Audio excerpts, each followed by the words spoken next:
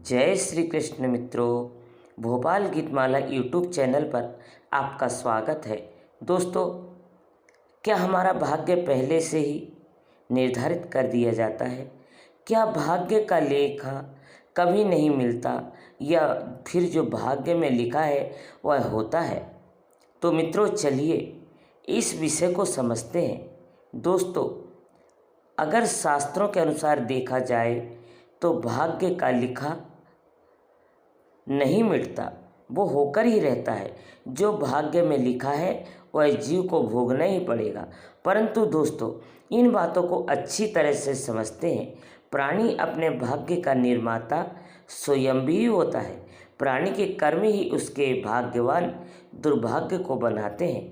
भगवान श्री कृष्ण कहते हैं कि मनुष्य कर्म करने के लिए स्वतंत्र है। वह अपनी इच्छा अनुसार कर्म कर सकता है, परंतु उन कर्मों का फल मैं स्वयं देता हूँ। अर्थात मनुष्य अपनी इच्छा अनुसार कर्म तो कर सकता है, लेकिन उन कर्मों के फलों के लिए वह स्वतंत्र नहीं है। उसके कर्म फलों को परमात्मा प्रदान करते हैं। जैसा कर्म है वैसा ही प्राणी को फल प्राप्त होता है। इस प्रकार पिछले जन्मों के कर्मों के अनुसार ही वर्तमान में प्राणी का भाग्य बनता है। अतः मनुष्य को सदैव अच्छे कर्म करना चाहिए। मनुष्य के शरीर को मोक्ष के द्वार माना जा गया है। पुराण एवं शास्त्रों में कहा गया है, जिसके माध्यम से वह भगवान की भक्ति करके, परोपकार करके, अच्छे कार्य करके इस संसार में जन्म मरण के चक्र से बाहर निकलकर वह परमात्मा को पा सकता है।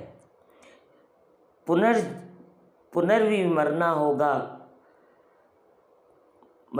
पुनर्जीवी अर्थात बार बार जन्म लेना, बार बार मृत्यु को प्राप्त करना, बार बार माता के गर्भ में आकर सहन करना, अर्थात माता के गर्भ में भी भयंकर पीड़ा को सहना पड़ता है। इस संसार से पार होना बहुत ही कठिन है। श्री कृष्ण भगवान से मुक्त करेंगे, अर्थात यहाँ पर भगवान की भक्ति से ही मनुष्य इन 84 लाख योनियों से मुक्ति पा सकता है। लोक कल्याण, परोपकारी, दया, धर्म, पुण्य कर्म एवं अच्छे कर्मों के साथ ही भगवान की भक्ति मनुष्य को करना चाहिए, तभी वह मोक्ष प्राप्त कर सकता है। दोस्तों, कर्म प्रधान है। कर्मों से ही मनुष्य का भविष्य बनता बिगड़ता है। कर्म के अनुसार भाग्य को बदला जा सकता है, लेकिन एक सीमित अवस्था तक। अब कुछ लोग कहते हैं कि कर्म फल तुरंत ही क्यों नहीं मिलता, या फिर जन्मों का कर्मफल हमें इस जन्म में क्यों नहीं मिलता? पिछले जन्मों का कर्मफल पिछले ही जन्म में मिल जाना चाहिए। तो मित्रों, इन सवालों का जवाब जानने के लिए इसी वीडियो के डिस्क्रिप्शन में आपको और कुछ जानकारी मिल सकती है। देखिए, आपके सवालों का जवाब मिल जाएगा। दोस्तों, चलिए अब हम यह जानते हैं कि हमारे भाग्य में पहले से ही क्या क्या लिखा होता है, जिसे बदला नहीं जा सकता है। पहला है आयु, अर्थात उम्र। जब कोई शिशु अर्थात प्राणी अपने माँ के गर्भ में होता है, तभी उसके भाग्य का निर्धारण किया जा सकता है। किस प्राणी का जीवन काल कितना होगा, इसलिए कहा जाता है कि हर एक प्राणी के मृत्यु लिखी होती है। कोई 100 वर्षों तक जीवित जीता है, तो कोई 100 वर्षों से भी ज़्यादा जीवन जी लेता है, तो किसी को कम आयु में ही मृत्यु हो जाती है। इस संसार में जितने भी जीव जंतु, पशु पक्षी एवं मनुष्य, उन सभी की मृत्यु पहले से ही निर्धारित होती है। दूसरी है विद्या, अर्थात क्या इस संसार में जितने भी मनुष्य हैं उनके भाग्य में यह पहले से ही निर्धारित होता है, वह कितना ज्ञानी होगा, कितना विद्वान होगा। किसी की बुद्धि तेज होती है और कोई सामान्य बुद्धि का होता है, तो कोई कम बुद्धि का होता है। मित्रों, तीसरा है कर्म। शास्त्रों में वर्णन मिलता है कि व्यक्ति के कर्म पिछले जन्मों के कर्मों के अनुसार ही मिलते हैं, इसलिए व्यक्ति अपने कर्मों द्वारा ही अपने सुख भोगता है। किसी को जीवन में सुख ही सुख होता है, तो किसी के जीवन में दुख ही दुख होता है और किसी का जीवन उतार चढ़ाव से भरा होता है, अर्थात किसी का जीवन सामान्य होता है। कहा भी जाता है कि भाग्य से ज़्यादा और समय से पहले किसी को कुछ नहीं मिलता।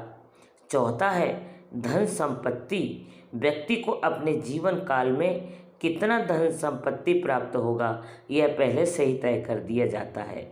कोई जीवन भर कमाता रहता है तब भी वह सिर्फ जीवन में कुछ और असर हो सके वह उतना ही धन कमा पाता है।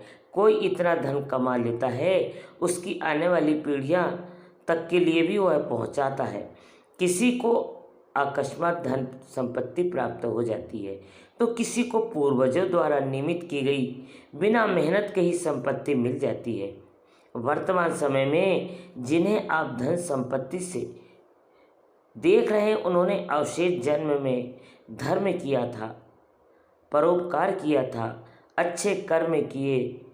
जो गरीबी से जी रहे थे उनका पिछले जन्मों का कर्म अच्छा नहीं था।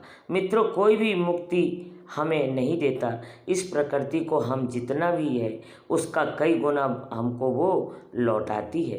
कहते का तात्पर्य यह है कि जितना हमें कुछ भी धर्म किया, चाहे वह धन हो, अन्न हो या ज्ञान हो, उसी अनुसार कई गुना होकर भी वह हमें प्राप्त होता है। मित्रों, पांचवा है विवाह। व्यक्ति के भाग्य में विवाह कब और कहाँ किसके साथ होगा।